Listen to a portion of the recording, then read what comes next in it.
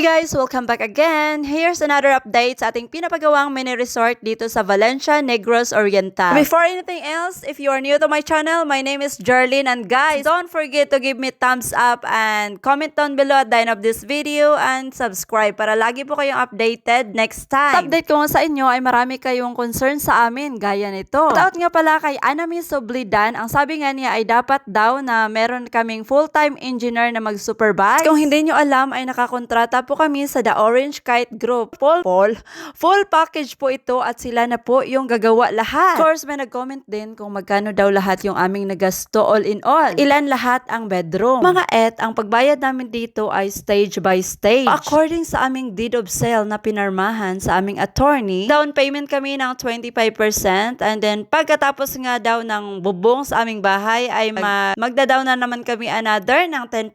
As of now, dahil hindi pa nga sila nakabubong sa aming bahay, yan yung bahay namin guys, and then iyan dyan is yung gym and then pool, and that one is the apartment. So yung nabigay pa namin sa kanila sa The Orange Kite Group is yung down payment pa lang na 25%. I-update nga sa amin yung aming helper na these days ay nagfi-finishing na daw sila dito sa aming wall, and of course guys, dumating na yung para sa roof. Tatanong naman na ilang bedrooms all in all, meron kaming master bedroom and pang baby na room kay Lily, and sa mga bata kay Alex at saka kay Matt. So, literally, sa aming residential house, meron tayong 3 bedroom and then 2 toilet. Of course, guys, meron tayong social media creator room, charis. Kung saan tayo gagawa ng mga content ba, ganon. Bawat naman sa ating apartment, of course, 6 unit yun siya so, kailangan meron 6 bedroom, 6 CR, and then may balcony every room. Man, pwede na mag-share lang silang ng CR, no? Public CR.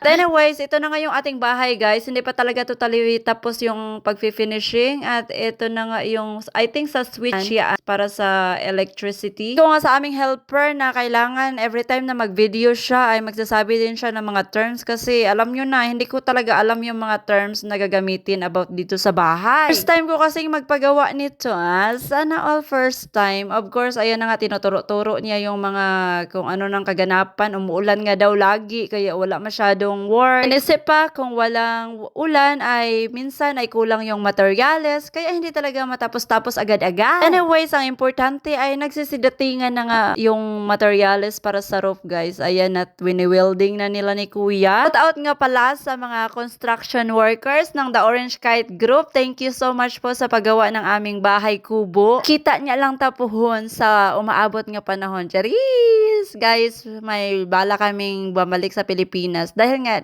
of course, dito sa aming pinapagawa na bahay. Fully, pagbalik namin ay okay na. Pwede na kaming tumira. Excited yarn.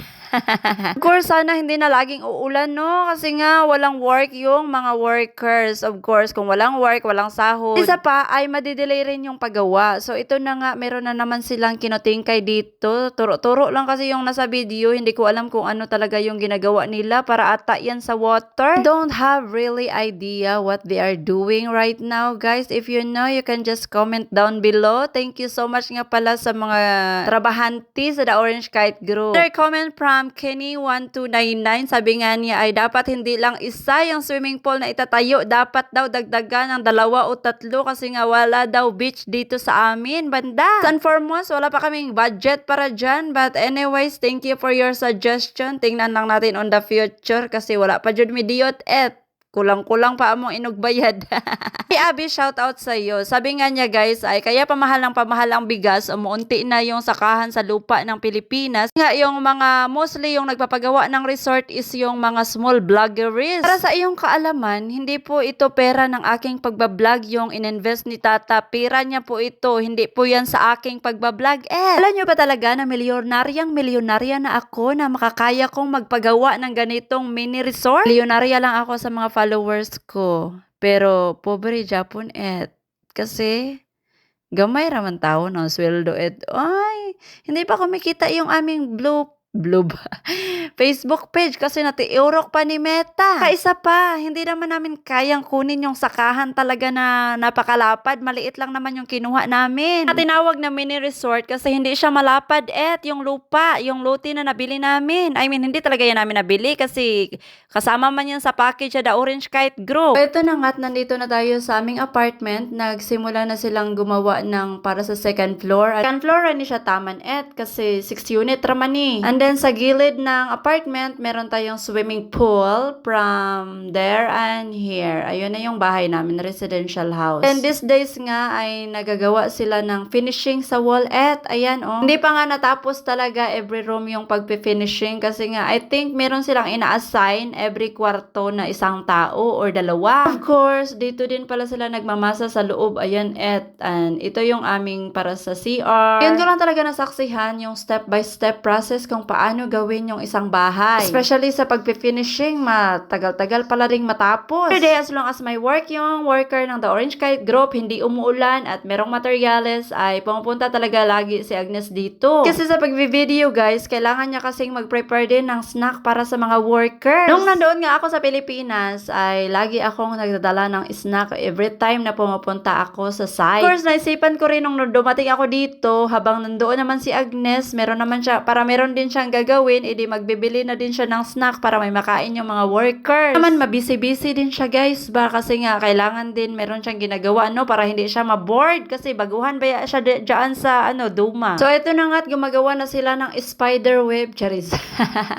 Mga metal, tingnan nyo guys, ewan ko ano yung term na dapat kong sabihin yan. Para yan ata sa roof. Wala ko nga last time ay sabi nga niya nagsadatingan na daw yung trusses para sa roof. At the same time ay hindi pa rin tapos yung ating pag-finishing sa wall. Napakalapad pa naman ng wall at ang kakapal na kailangan nila ng semento. Nga sa inyong nagko-comment na parang wala namang bago, ganun pa rin. Inyo kasi nakikita yung improvement kasi nga gusto nyo tapos na agad. So guys, kung nakikita nyo lang every clip na sinesend na Agnes sa amin is nakikita naman namin na may upgrade, may improvement every day. Kasi pwedeng gumamit tayo ng magic.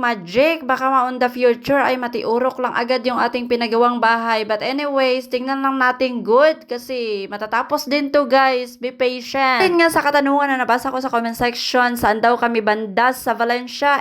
Nandito kami sa Bungao, Valencia. Nakita nyo tong ganito nakalapad dito na merong mga pinapatayong bahay. Ito siyang malaking subdivision. Itong nasimula na nila na project ay sold out na to Of course, nasimula na nga kaya binayaran na ng 25%. At doon sa nakita nyo na wala pang pinatayo, I think available pa to siya. Baka gusto nyo, charis. Dito banda guys kasi nga napaka-peaceful at malayo sa peaceful daw. Malayo sa highway, hindi siya maingay. Diba last time ay nagsisimula pa lang sila dito sa ating second floor sa apartment. Ito na nga guys at meron silang ginakutingkay diri but I don't know what they are doing really. But that day, yun yung ginagawa nila. And the second day, ito na nga naglalagay sila ng, ewan ko anong pangalan nito, Ayan guys, yung mga metal, ang dami nilang pinanlalagay. Gawin ata yan nilang square. My goodness, yung hindi natin alam kung ano. Ayan na nga, ginawa nilang square. Tingnan nyo. Ginawa nila ng square and then hanggang matapos. And of course, gintay